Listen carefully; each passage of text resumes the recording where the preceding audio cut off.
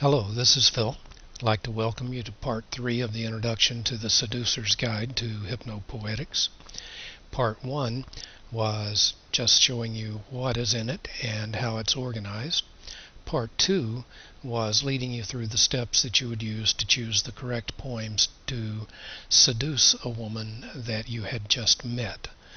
And Part 3 is more about how to seduce your wife, how to seduce your girlfriend. So this is a scenario. We'll say that Phil has a wife named Sue, and things have been kind of flat in the bedroom for a while, and Sue just really doesn't seem to be too interested in having as much fun as she used to. I get this book called Hypnopoetics, and I want to figure out how to use it in order to get things fired up a little bit with Sue. This is how it would go. First thing I would do is open up the Seducer's Guide to Hypnopoetics, and then I would page down a couple of pages till I got to the page you see in front of you, which is the page containing the chart. The title of the poem is the first column. Second column is the relationship phase where you would use the poem. Internal body sensations, emotional connections, getting her to start visualizing, eliciting her deeper belief structures and values. All of these are the 4 doorways to a woman's unconscious, so you can get in and reprogram it to get the results that you want. And of course the last column is what speed seduction pattern this would be equivalent to if it is. So as I'm looking through here, I see that there are some poems that are using an A, which would be for any stage of a relationship. We've got several here that are with M's, which would be for someone you just met. I will say, however, that you can really use any of these at any time. It's not like you're going to break anything or the world is not going to come to an end. These are just suggestions, and you may find that the woman that you're with likes a particular poem no matter what phase of the relationship you're in. If you look down here, there's one called Healing, and I think Healing is going to be a good one for me to use with Sue because I think that there's some hurt and resentment there that this will help me get around. And then another one that I like to use, which is on the previous page. Okay, here it is. It's Sublimity. The one that I'm going to finish off the evening with is going to be Manzana, which is very, very strong sexual content that is based on the blowjob pattern from Ross Jeffries. Let's get started. If I'm at work and I want to call up Sue and have this kind of conversation with her, do you have just a minute to talk? Okay, well listen, this is what's going on.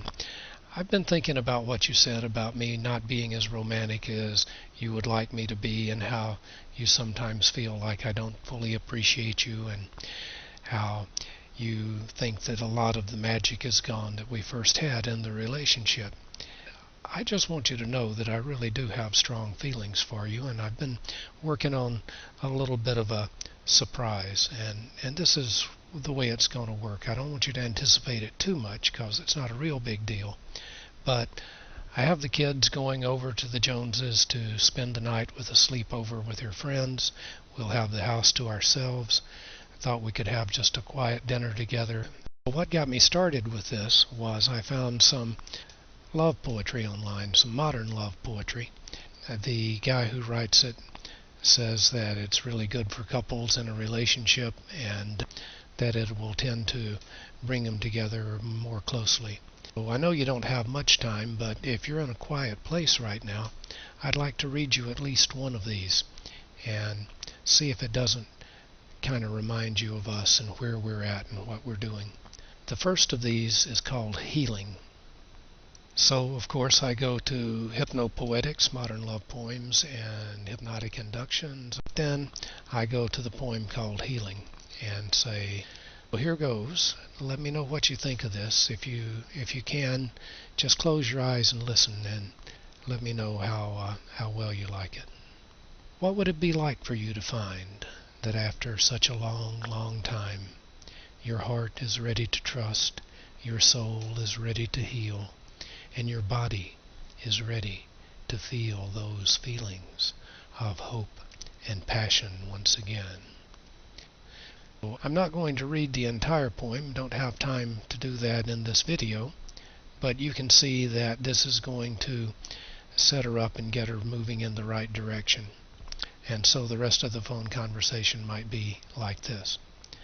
Oh, well, I'm glad you really liked that, and I really wanted to share that with you because it really seemed to touch me, and I thought you might like it too. So I've got a couple more that I'd like to read to you tonight, and after dinner and after a glass of wine we'll get back to these. But I just wanted you to know I love you, honey, and I'll see you later tonight, and I think we'll have a good time. Okay, so it's later on in the evening. We've read her one poem over the phone, and we're going to be reading two more to her that evening.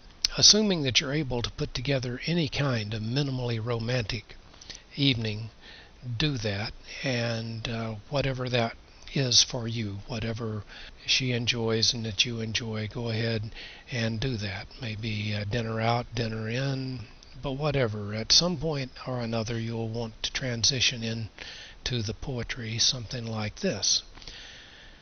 Well, Sue, man, that was really good. It's nice to be able to enjoy that without having to listen to the kids. And I have another couple of those poems that I'd like to read to you. And if you'd like, I could read the one that I read you today and then go from there. Otherwise, I'll just read this other one. It reminded me of us. It's called Sublimity, and it goes like this. Sublimity. Can you remember a time when fingertips touched your face, and the message that they traced was, "How very precious you are to me," when you think of a love that is all you could wish for?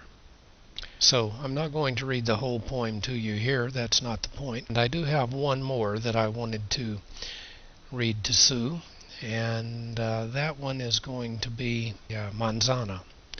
Manzana is the last one of the evening. It's a little bit longer, and it certainly has a lot of sexual overtones to it, and is based again on Ross Jeffries' blowjob pattern. This is how I would lead into this one. Sue, there's really one more of these poems that I would like to read to you. This one especially made me think of you because I know how much you like a hot bath, and I know how much you like chocolate.